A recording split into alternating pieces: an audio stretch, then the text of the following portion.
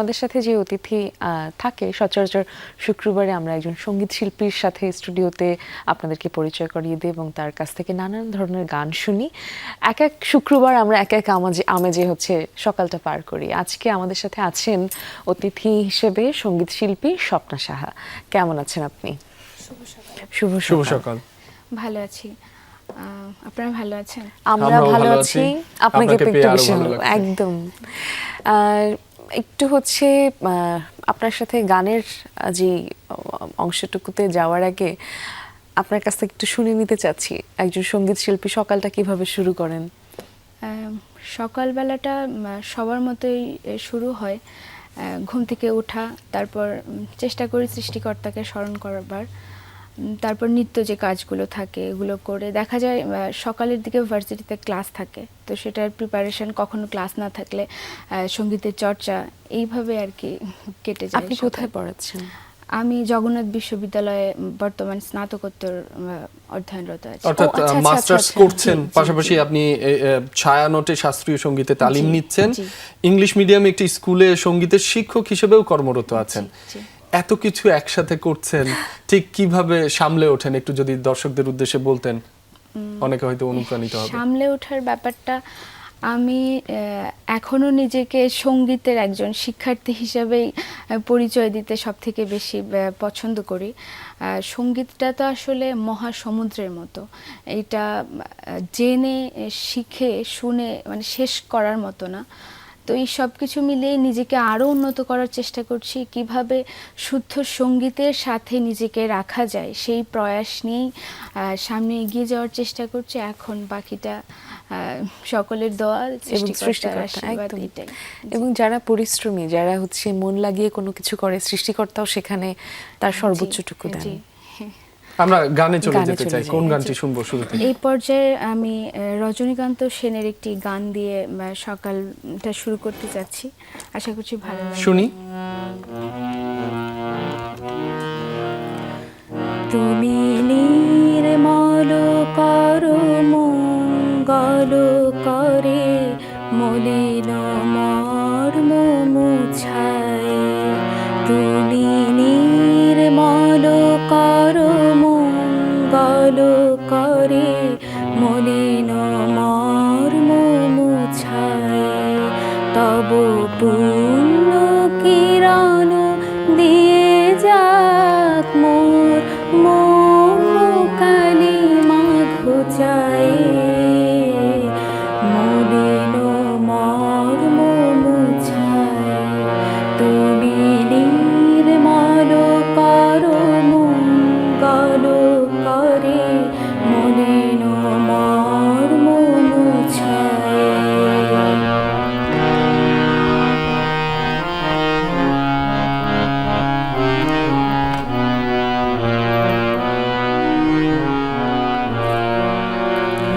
লক্ষ শূন্য লক্ষ বাসনা ছুটেছে গভীর আধারে, জানি না কখন ডুবে যাবে কোন অকুল গরল পাথারে।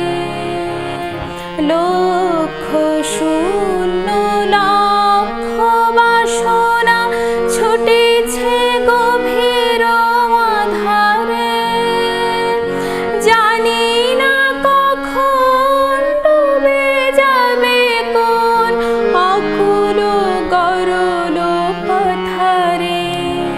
প্রভু বিশ্ব বিপদ হন্তা, তুমি দাঁড়াও রুধিয়া পন্থা।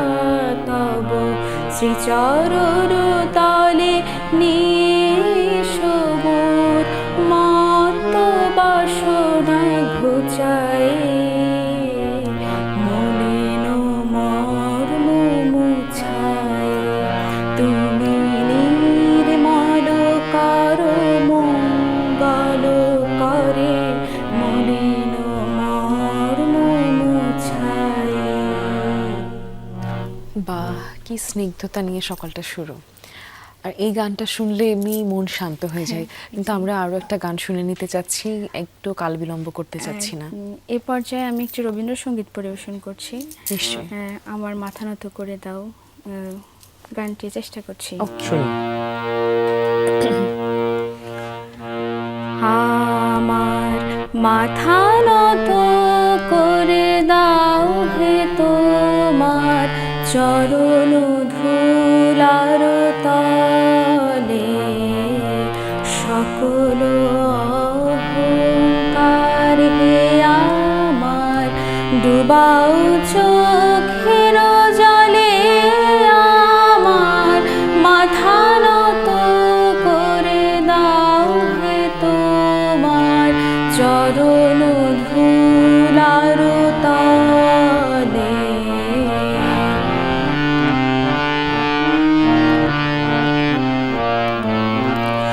নিজের করিতে গৌরব দান, নিজের কেবলি করি অপমান, নিজের করিতে গৌরব দান, নিজের কেবলি করি অপমান।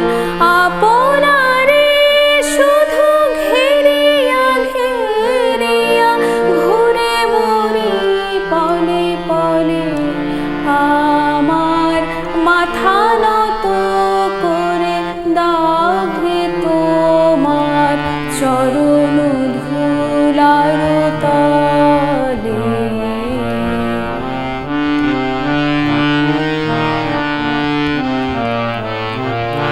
আমারে না যেন করি প্রচার, আমারও আপন কাজে।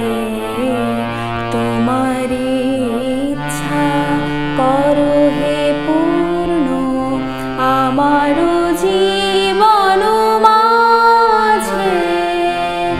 আমারে না যেন করি প্রচার, আমারও আপন কাজে। তোমারি ইচ্ছা করো হে পূর্ণ আমারও জীবন মাঝে। যাচি হে তোমার চরম শান্তি, পরাণে তোমার পরম কান্তি। যাচি হে তোমার চরম শান্তি, পরাণে তোমার পরম কান্তি। আমারে আড়াল করিয়া দাঁড়াও হৃদয় পদ্ম দলে। আমার মাথা নত করে দাও হে তোমার চরণ ধুলার তলে। সকল অহংকার হে আমার ডুবাও চোখের জলে। আমার মাথা নত করে দাও হে তোমার চরণ ধুলার তলে। বাহ, চমৎকার। রবীন্দ্রসঙ্গীত মানেই ভিন্ন রকম আবহ, সেই আবহ ধরে রেখে আমরা একটা বিরতিতে যেতে চাই। একদম দর্শক, রাব্বি যেমনটা বলছে যে এই আবহটা ধরে রেখে আমরা একটু বিরতিতে চলে যাই এবং বিরতির পর ফিরছি জলদি। সাথেই থাকুন। দর্শক, বিরতির পরে আবার আমন্ত্রণ সকালের বাংলাদেশে। আপনাদের সাথে আছি আমি নাদির আঞ্জুম মিমি, সঙ্গে আছি মাসুম রাব্বিও, আর আমাদের সাথে অতিথি হিসেবে রয়েছেন সঙ্গীত শিল্পী স্বপ্না সাহা। আমরা বিরতির আগে গান শুনছিলাম, আবারও গানে ফিরতে চাই। কোন গানটি শুনবো এবার? এই পর্যায়ে আমি দ্বিজেন্দ্রলাল রায়ের আমরা মলয় বাতাসে গানটি গাইবার চেষ্টা করছি। আমরা মলয় বাতাসে ভেসে যাব, শুধু কুসুমের মধু করিব পান। মলয় বাতাসে ভেসে যাব, শুধু কুসুমের মধু করিব পান। ঘুমাবো কেতকী সুবাস শয়নে, চাঁদের কিরণে করিব স্নান, ঘুমাবো কেতকী সুবাস শয়নে, চাঁদের কিরণে করিব স্নান, মলয় বাতাসে ভেসে যাব শুধু কুসুমের মধু করিব পান।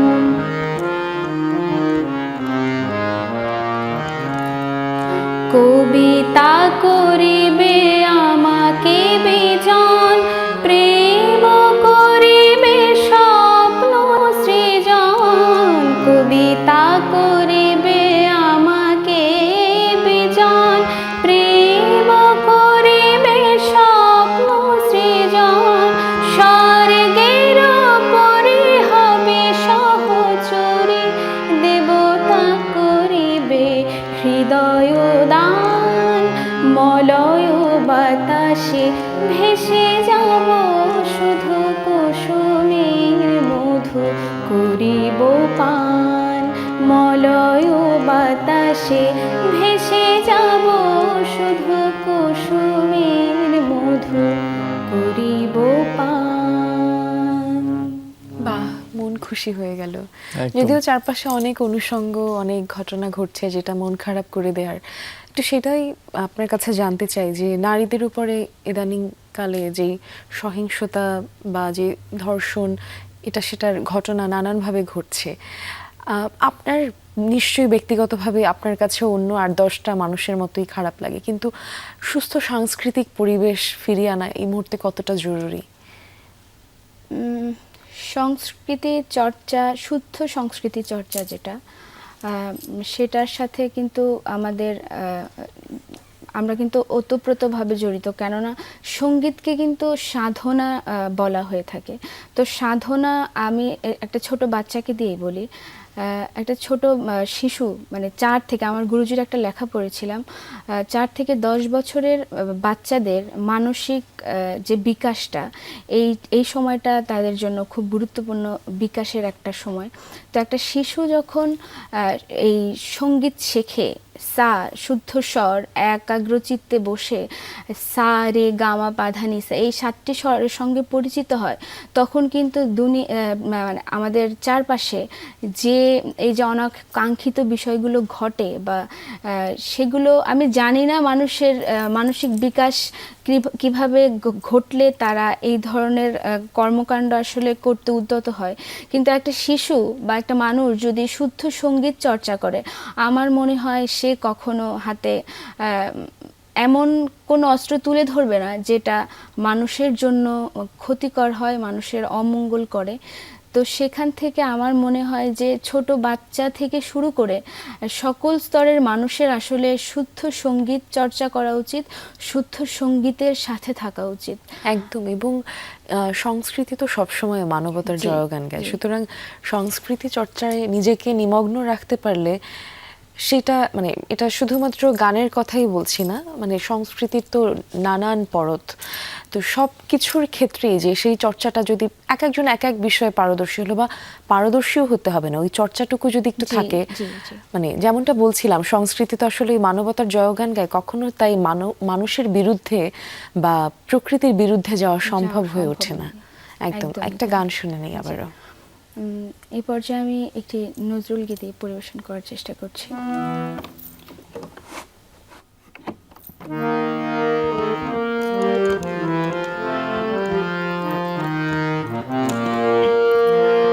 মেঘের ডমরু ঘন বাজে, মেঘের ডমরু ঘন বাজে, বিজুলি চমকায় আমার মন ছায়, বিজুলি চমকায় আমার মন ছায়, মনের ময়ূর যেন সাজে,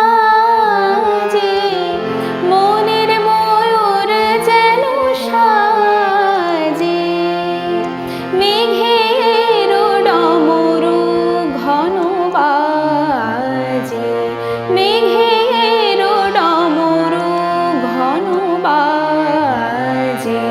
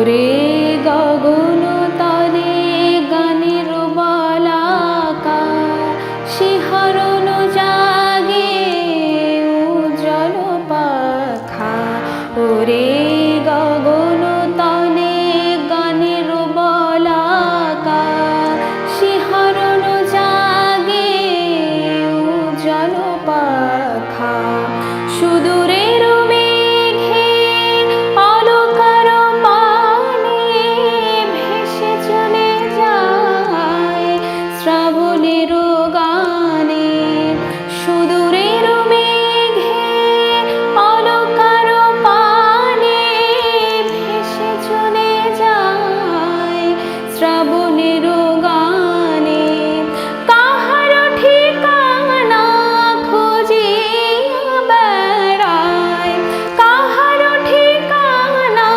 খুঁজিয়া বেড়ায় হৃদয়ে তার স্মৃতি সাজে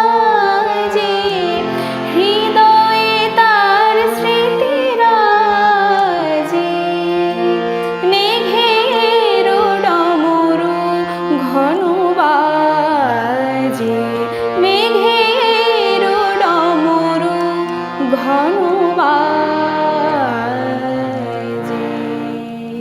বাহ, দারুণ। চমৎকার, আপনাকে যে গরম পড়েছে মানে এই গান শুনে হলো যেন বৃষ্টিটা অন্তত আসে। একদম। আপনাকে অনেক ধন্যবাদ আমাদের সময় দেওয়ার জন্য অনেক ধন্যবাদ। এবং আপনার জন্য শুভকামনা রইল, আপনার ভবিষ্যৎ সুন্দর হোক সেই কামনা রাখছি।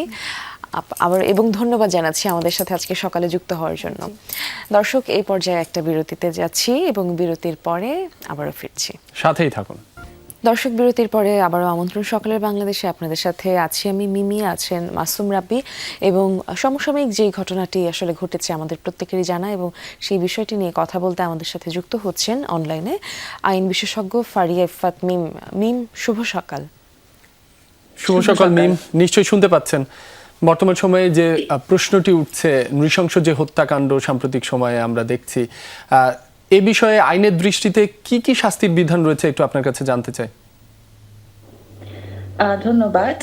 সম্প্রতি সময়ে যে ঘটনাটা ঘটেছে সেই বিষয়ে আইনে সরাসরি মৃত্যুদণ্ডের কথাই বলা হয়েছে, এবং আসামি যেহেতু তার জবানবন্দিতে নিজে স্বীকার করে নিয়েছেন যে সে এই ঘটনাটি ঘটিয়েছে এবং তার সাথে তার স্ত্রীও সংযুক্ত ছিল, এক্ষেত্রে যত দ্রুততার সাথে সম্ভব আমাদের নারী ও শিশু নির্যাতন দমন আইনের অধীনে যদি বিচারটি করা হয় তখন তাকে সর্বোচ্চ সময়ের মধ্যেই তাকে শাস্তিটি দেওয়া সম্ভব। এবং এখানে আইনের আসলে দীর্ঘসূত্রিতার কোনো সুযোগই নেই, যেহেতু সপক্ষে সমস্ত প্রমাণ, সমস্ত এভিডেন্স এবং সমস্ত কিছুই আমাদের চোখের সামনে রয়েছে। তো এই ক্ষেত্রে বিলম্ব করার আসলে কোনো সুযোগ নেই। তবে আমাদের জন্য সবচেয়ে দুঃখজনক বিষয় যেটা, সেটা হচ্ছে যে সম্প্রতি এই ঘটনার সূত্র ধরে যখন আমি একটা রিসার্চ করার সময় দেখলাম যে এই বছরই প্রায় আনুমানিক 118 জন শিশু ধর্ষণের শিকার হয়েছে, এবং তাদের মধ্যে থেকে 17 জন ধর্ষণের পরবর্তীতে মৃত্যুর শিকার হয়েছে। সেটা হত্যার মাধ্যমে হতে পারে, সেটা আত্মহত্যার নাম দিয়ে হতে পারে, যে কোনো কিছুতেই হতে পারে। আমাদের দেশের সংবিধানে কিন্তু নারী এবং শিশুর নিরাপত্তা নিশ্চিত করার বিধান রয়েছে। আমাদের দেশে নারী ও শিশুর নিরাপত্তার জন্য স্পেসিফিক ভাবে আইন রয়েছে, শিশু নীতি রয়েছে, সমস্ত কিছু রয়েছে। পেনাল কোড এবং ক্রিমিনাল প্রসিডিউর তো আছে, যে প্রসিডিউরটা ফলো করে আসলে শাস্তিগুলো দেওয়া হয়ে থাকে। কিন্তু তারপরও আমরা দেখছি যে আমাদের চারিপাশে ঘটছে অনেক বেশি করে যাচ্ছে। এটা অত্যন্ত দুঃখজনক আমাদের সবার জন্য। আর একটু জানতে চাচ্ছি, এই যে ব্যাক টু ব্যাক এত ঘটনা ঘটছে ধর্ষণের, এটার কি মানে আইন কি এখানে কোনো না কোনো ভাবে অকার্যকর হয়ে পড়ছে, বা কিভাবে আইনটাকে আরো অনেক বেশি দ্রুতভাবে কার্যকর করা যায়? খুব অল্প করে আমরা উত্তরটা নিয়ে নিব। যে তদন্ত করার সময়, তদন্ত করার বিষয়টা অনেক দীর্ঘ সময় নিয়ে ফেলে কোনো একটা কারণে, হতেই পারে। কিন্তু সেটা তদন্ত করার জন্য যতটা দীর্ঘ সময় নেয়, এবং আমরা বেশিরভাগ ক্ষেত্রে যেটা দেখি যে ভুক্তভোগীরা যারা আছেন তারা অপেক্ষাকৃতভাবে আর্থিকভাবে বলুন, সামাজিকভাবে বলুন, তারা একটু নিচু স্তর থেকে বিলং করে, যেখানে হয়তো তাদের আর্থিক সামর্থ্য বা পলিটিক্যাল সামর্থ্য কোনোটাই সেভাবে থাকে না। সে কারণে যেটা দেখা যায় যে অপরপক্ষ একটা প্রভাব বিস্তার করার চেষ্টা করে। এবং সে আমার কারণে কাছে মনে হয় যে আমাদের এখন দেশে হয়তো কিন্তু অনেক ওই সময়টা আমরা উতরে যেতে পারবো, মানে ওই সময়টা, ওই স্বপ্নটুকু আমরা অন্তত দেখতে পারি যে এখন আর প্রভাব খাটিয়ে বা টাকা পয়সা দিয়ে অপরাধকে ধামাচাপা চাপা দেওয়া যাবে না। আপনাকে ফারিয়া অনেক ফাতমি, ধন্যবাদ। আপনাকে অনেক ধন্যবাদ আমাদেরকে সময় দেওয়ার জন্য, যুক্ত হবার জন্য। দর্শক ভালো থাকুন, নিরাপদে থাকুন, সুস্থ থাকুন। শুভ সকাল। শুভ সকাল।